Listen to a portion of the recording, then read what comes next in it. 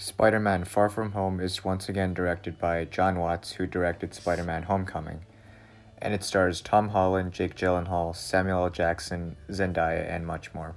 First off, I'm just gonna say right now, this is probably one of the best Spider-Man movies I've ever seen.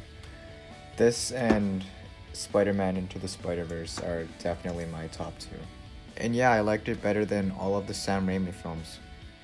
So I want to start off by talking about the good. Spider-Man Homecoming didn't have a lot of stakes. It was really risk-free, to be honest. But this is not the case with Far From Home. There is a lot of stakes, and you can really feel the tension that Peter has to go through throughout the movie. This is kind of a coming-of-age story for Peter, as he kind of has to fill the void of Iron Man since Iron Man died in Endgame. A major theme of this movie is about Peter trying to find out who he really is and what he really wants.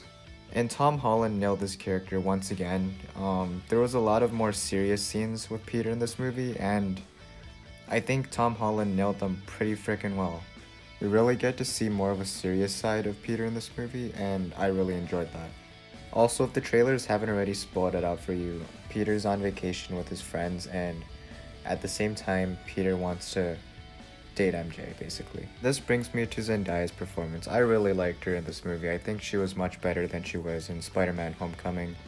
I liked her character a lot more, and I think she really gave a pretty good performance. Another actor I wanted to talk about is Jake Gyllenhaal, and he was awesome as Mysterio. Gyllenhaal gave another Oscar-worthy performance, as he's one of the best actors in Hollywood. I just think he's awesome in this movie. Basically, your favorite scenes in this movie probably involves him in some sort of way. And this leads me to another point. There are a lot of amazing scenes in this movie. You're gonna be blown away, trust me. The first half might seem kind of chill, but the second half, it really starts to get going. You're not gonna wanna miss anything from the second half. Last thing I wanted to touch on for the good are the action scenes. There are a lot of good action scenes in this movie, a lot early on, and they're really well done. I really enjoyed that. And I know there are a lot of action in Marvel movies, obviously, but I think they did a really good job, specifically for Far From Home.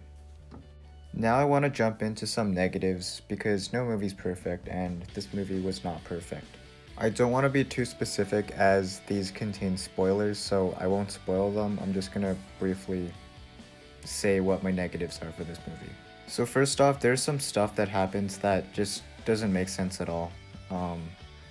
Yeah, it was pretty confusing. It's not like Endgame, and by the way, Endgame did make sense, but some stuff happens in Far From Home that just doesn't make sense at all. I'll talk more about that in my spoiler review. Another negative is that there were a lot of cringy moments in this movie, and yeah, it was pretty awkward, not gonna lie. But that being said, it didn't deteriorate my enjoyment and love for this movie, so yeah, it wasn't that big of a deal. Overall though, this was a hell of a time, and I'm gonna give Spider-Man Far From Home a 9 out of 10. So yeah, this was really good. Very action-packed, very funny. If you're a Spider-Man fan or an MCU fan, you're gonna love this for sure. You have to watch it. And if you're a casual fan, you'll probably enjoy it too. That being said, make sure you like and subscribe to my channel and comment down your thoughts below. I'll see you guys next time.